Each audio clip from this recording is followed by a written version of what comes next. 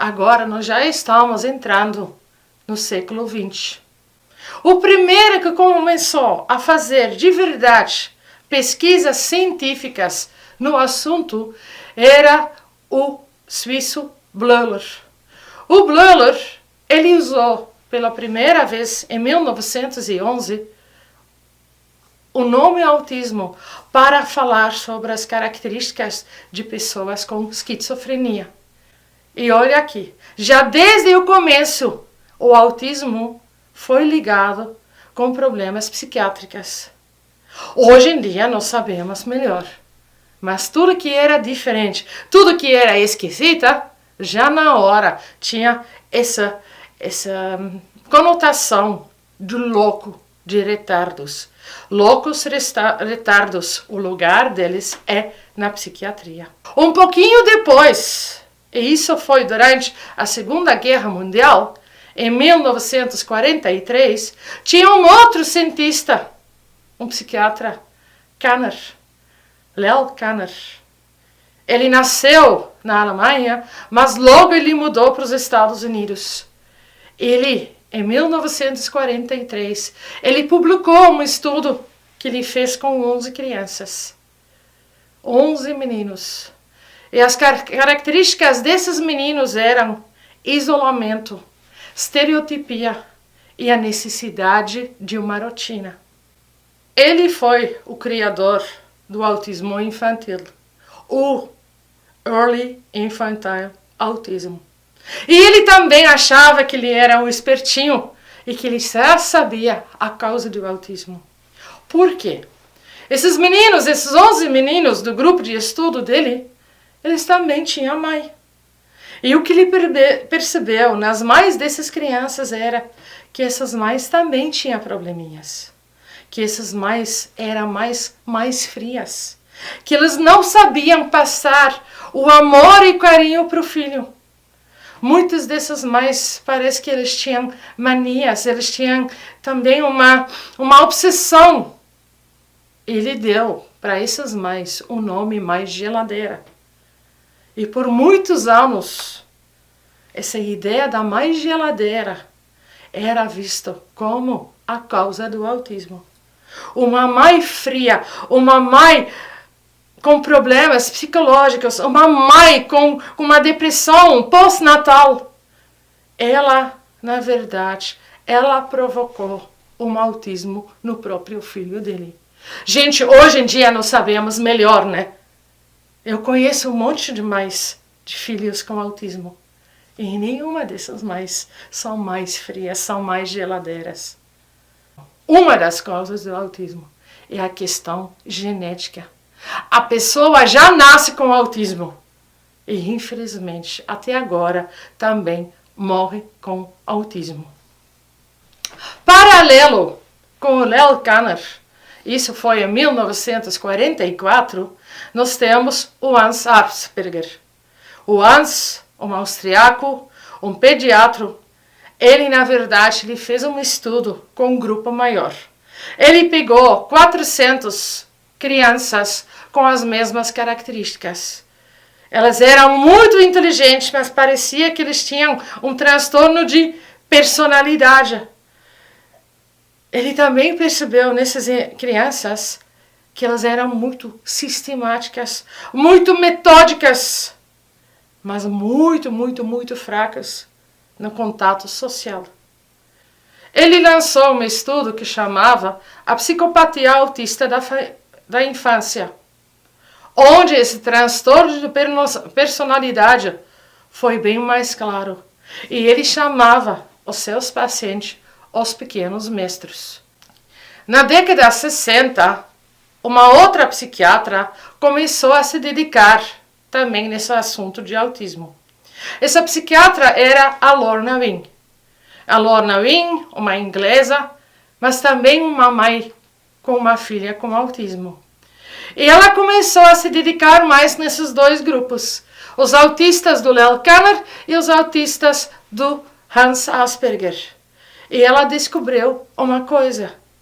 Toda vez, em todas as pesquisas, em todas as observações de pessoas, de crianças com possível autismo, sempre 3 características aparecem. E ela começou a trabalhar com uma tríade. A tríade de problemas na interação social, problemas na comunicação e problemas no comportamento. Dessa maneira, nós tínhamos uma base para detectar o autismo numa pessoa. Mas, claro, como essa tríade apareceu em cada dessas pessoas com uma possível autismo, era diferente.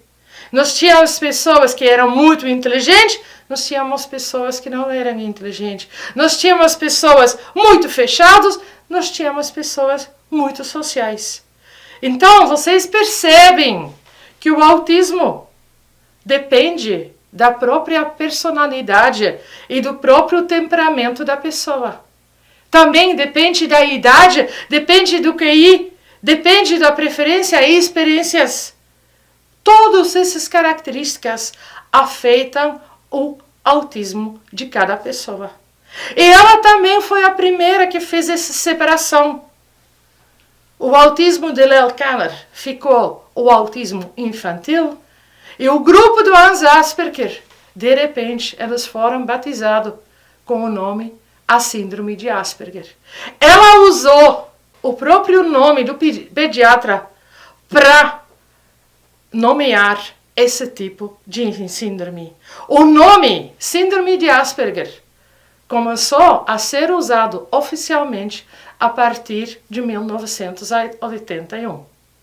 Então, ela foi a primeira que criou parâmetros para o diagnóstico do autismo. Aqui segue uma listinha. Muitos deles têm uma verbalização correta, mas usam a fala numa maneira estereotipada e numa maneira muito pedante. Pessoas com síndrome de Asperger, elas vivem no pé da letra. Elas levam tudo a sério. E às vezes tu está conversando com uma criança de 5 anos e a fala que ele produz, às vezes, parece uma fala de um senhor. Parece uma fala de uma enciclopédia. Então você vê, elas têm uma comunicação verbal, mas não adequado à idade da pessoa. Independente com quem elas falam, parece que elas estão falando com o presidente do país. Muito formal, muito articulada, mas pouco natural. Essas estereotipias também aparecem nas repetições, que eles sempre vão usar as mesmas repetições verbais para explicar alguma coisa. Então vocês vão ver, eles têm uma verbalização, mas uma verbalização bem fechada, não natural e pouca liberdade para falar. Também na comunicação não verbal, nós vamos ver falhas. Muitas vezes a comunicação não verbal é caracterizada por gestos inadequados, uma voz sem entonação e poucas expressões faciais. O que nós queremos dizer com gestos inadequados? Pode ser nenhum gesto usado, que a criança fica apática, ela está falando, mas não reage. O uso de demais gestos, que você nem consegue entender alguma coisa através da comunicação não verbal. Uma voz sem entonação. Muitas dessas crianças usam uma voz parecida com um computador, parecida com o GPS. Ou as vozes, a voz num figurinho de desenho que eles amam de assistir. Então, de novo, um exemplo de pouca naturalidade da comunicação deles. Você não vai entender através das expressões faciais o que eles querem dizer, porque eles podem explicar para você com a mesma sinceridade que eles estão felizes e que eles estão muito tristes. E você não percebe nenhuma diferença. Eles usam a mesma postura e a mesma mímica para te falar alguma coisa. Também uma ausência de empatia. Logo vocês vão entender por quê. Mas parece que crianças com síndrome de Asperger são crianças frias. Não tem nenhuma conexão com os outros. Isso também é visto nessa maneira pedante de falar. Independente como você, como ouvinte, se sente, eles vão te falar. E eles não vão se adaptar nas suas reações. Falta de empatia, falta de ligação emocional. Eles também preferem a repetição e eles têm a aversão à mudança. Eles sempre querem fazer as mesmas coisas. Por quê? Se tu sempre pode repetir o que você já sabe, você fica na sua zona de conforto. Nada imprevisto vai acontecer. Mas claro, essa aversão à mudança também causa que eles nunca vão crescer, que eles nunca vão se desenvolver, porque eles sempre vão ficar ocupados com aquilo que eles já sabem, aquilo que eles já gostam. Eles também têm muitos defeitos na coordenação motora. Eles têm problemas na postura. Muitos são muito formais, outros parecem que são um saco de batata. Os movimentos deles são muito robotizados, os outros que caem nos próprios pés. Todos os problemas que vocês vão ver que podem deixar o desenvolvimento dessas pessoas, embora que eles são muito inteligentes, porque as pessoas com síndrome de Asperger têm uma QI a mais do que os normais, vocês vão ver que isso eles não conseguem usar como o benefício número 1. Por quê? Porque todas as outras áreas e habilidades, infelizmente, estão atrapalhadas, estão com falhas. Por causa desse QI mais avançado, eles podem aprender muitas coisas. Mas o que nós vamos perceber? Que a maioria tem uma boa memória mecânica, mas são limitadas. E que eles também, porque ter essa restrição, que eles vão ter interesses limitados. E que eles, na verdade, não vão ser capazes de se abrir para outros assuntos.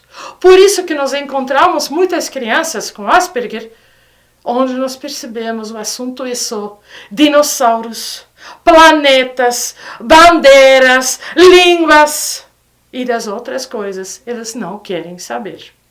Como eu disse, a boa memória mecânica é na verdade uma memória onde eles só vão decorar as coisas. Eles vão gravando, mas eles não entendem o que eles estão gravando.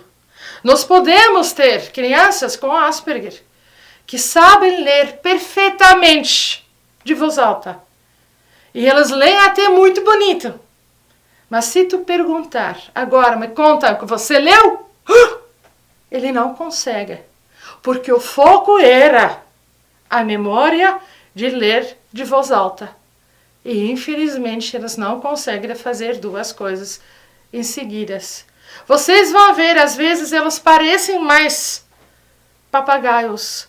Elas decorem, mas se um detalhe da atividade, da tarefa muda, elas não conseguem usar aquilo que elas memorizaram.